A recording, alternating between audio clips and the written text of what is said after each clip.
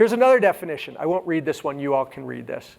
But think of this as that middle mapping layer that takes the data the way it's organized in rows and columns and in tables and in a structure that made sense for the system it used, but not for the person that's looking at it from a business perspective, and maps the business domain, the business structure to that. So it's a map. How many people here have heard Gartner talk about data fabrics? Right?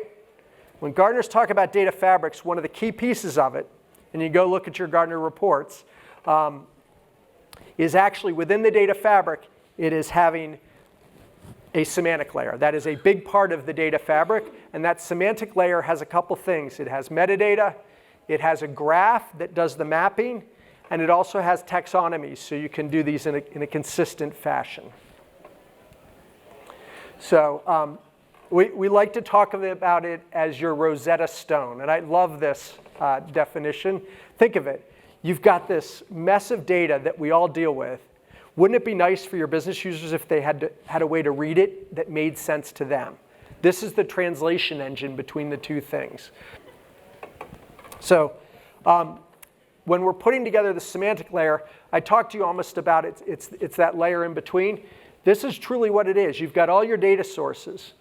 And in the middle, you have a metadata service. And yes, that often is a data catalog. But it also, since it's data, it could be a content management, since it could be any type of content, structured and unstructured, it could be a content management system too. So we like to say there's metadata. There is a knowledge graph. How many people have heard of knowledge graphs? Okay, there you go, a few more. That is the way that you are mapping this information. A graph is great at saying, here are the entities that drive the business. Here's the properties of those entities. And here's what they relate to. So, for example, a customer goes to a store. So store and customer are entities in the graph. Customer goes to store. A store has inventory. A customer buys inventory. We can start to map it out. When you see these graphs, you do this mapping. Once you've mapped the business the way it really looks, then you take those entities that you know and map them to the data sources themselves.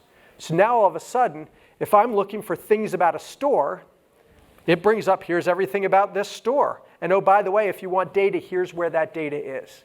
And oh, by the way, if you want data, maybe it's content in your SharePoint system too. Maybe it's documents about what you did. Maybe it's policies and procedures that align with your reports. So this middle layer really truly enables that. And then lastly, taxonomies and metadata, or taxonomies and ontologies are how you model the system. The taxonomy is that defined list of terms that is consistent, that everyone agrees upon.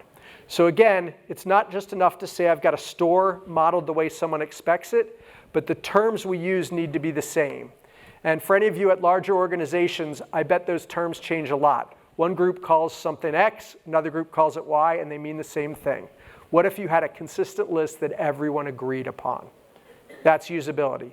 So putting together a graph, a taxonomy, and metadata, guess what? The taxonomy is in the metadata that's tied to your data. You can slowly make things understandable and findable. So now, as we talk about how we go back and do what we want your data product to do, again, you've got the map. We've made this easy, right? We've also made it searchable because we have metadata. Accessibility, those complex data structures are now converted into business structures that people understand. It's a single point to go to places, right? You don't have to go to 20 different applications to find this. Internal and external. By the way, we do a lot of this where clients want both internal and external stuff because it points to it. It doesn't move it, right? Usability, I think that's kind of obvious. Guess what? You've got faceted search. You've got all the things people have come to expect. You also search for things as things, not as data tables, so we don't have to do what you see in your catalog, which those of you that have it know it. And by the way, with integrity, I'll tell you a neat story. We were working with a large coffee chain. You all may know of them. And they had 12 point of sale systems, right? I think you do it to your phone.